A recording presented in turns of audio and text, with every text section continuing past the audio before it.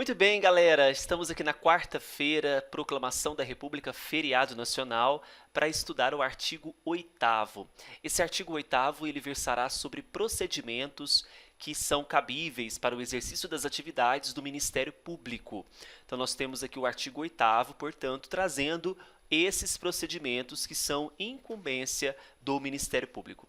O primeiro procedimento para o exercício das finalidades do Ministério Público é a possibilidade de notificar testemunhas e requisitar sua condução coercitiva, no caso de ausência injustificada.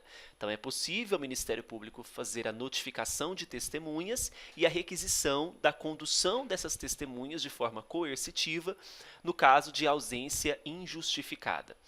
Além disso, cabe ao Ministério Público requisitar informações, exames, perícias e documentos de autoridades da administração pública direta ou indireta. E nós vamos daqui a pouquinho falar sobre essa questão de informações, de autoridades, no que tange ao sigilo, que é muito importante para nós. Além disso, cabe ao Ministério Público requisitar da administração pública serviços temporários de seus servidores e meios materiais necessários para o exercício das atividades específicas.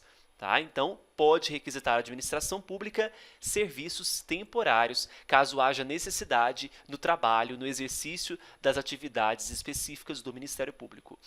É também competência do Ministério Público, como exercício de procedimentos, a requisição de informações e documentos a entidades privadas, realizar inspeções e diligências investigatórias, ter livre acesso a qualquer local público ou privado, respeitadas as normas constitucionais pertinentes à inviolabilidade do domicílio, expedir notificações e intimações necessárias aos procedimentos e inquéritos que instaurar.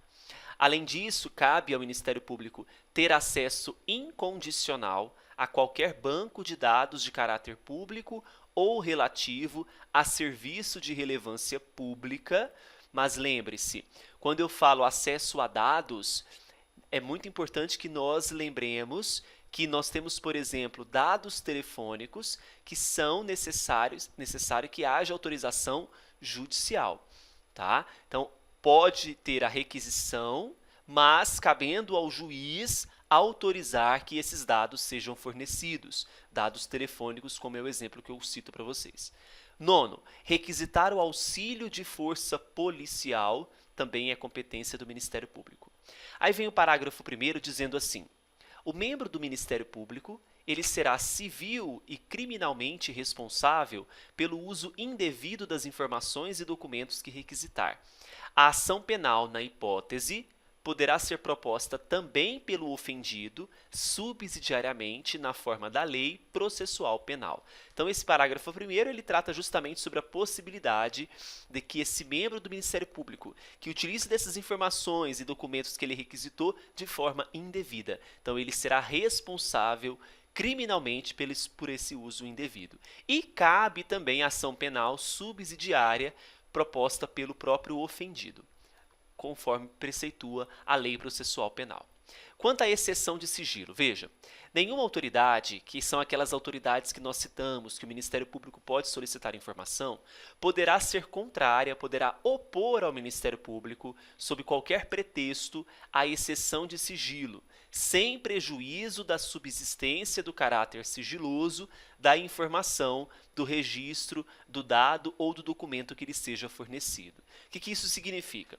O Ministério Público, então, ele pode solicitar informações às pessoas físicas ou jurídicas que não poderão opor por se tratar de uma informação sigilosa. O que é cabível ao Ministério Público é que, com base nessa informação que possui, ele tem que manter o segredo. Tá? Então, o que isso significa, esse parágrafo 2º? Que uma entidade, uma pessoa física, ela não pode deixar de querer fornecer essa informação ao Ministério Público porque é sigilosa. Mas, uma vez em mãos dessas informações, e são sigilosas, o Ministério Público tem que manter esse segredo. Tá?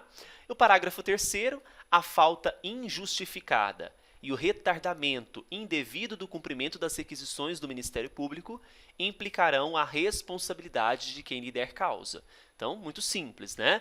Se o Ministério Público solicita uma informação, essa informação não é fornecida, ou há uma falta injustificada, por exemplo, de uma testemunha, uma solicitação de uma testemunha, implica a responsabilidade de quem deu causa, seja a pessoa ou um terceiro. O parágrafo 4º, ele diz o seguinte: as correspondências, notificações, requisições, intimações do Ministério Público, quando tiverem como destinatário presidente da República, o vice-presidente, qualquer membro do Congresso Nacional, seja deputado ou senador, ministro do STF, ministro de Estado, ministro de Tribunal Superior, ministro de Tribunal de Contas ou chefe de missão diplomática de caráter permanente, serão encaminhadas e levadas a efeito pelo Procurador-Geral da República, que é o chefe do Ministério Público da União, ou outro órgão do Ministério Público a quem essa atribuição seja delegada, cabendo às autoridades que foram mencionadas, fixar data, hora e local em que puderem ser ouvidas, se for o caso. Para fecharmos, as requisições que esse Ministério Público solicita, conforme nós verificamos, elas serão feitas fixando-se um prazo de até 10 dias úteis, grifem isso, para atendimento, prorrogável mediante solicitação que seja justificada. Isso aqui é muito importante e pode ser que caia em prova. Então, essas requisições que foram feitas têm que ser atendidas em até 10 dias úteis. Pode ser prorrogado? Pode, mas tem que ser uma justificação, tem que ter uma solicitação que há justificação. Sendo assim, nós encerramos o nosso artigo de hoje, que foi o artigo 8º. Voltaremos na próxima sexta, tratando do artigo 9º. E não se esqueça, vai lá no meu site e adquira o curso de questões comentadas inéditas da lei que regula o Ministério Público da União, lei número 75 de 93. Fiquem com Deus, bons estudos e até mais. Teste.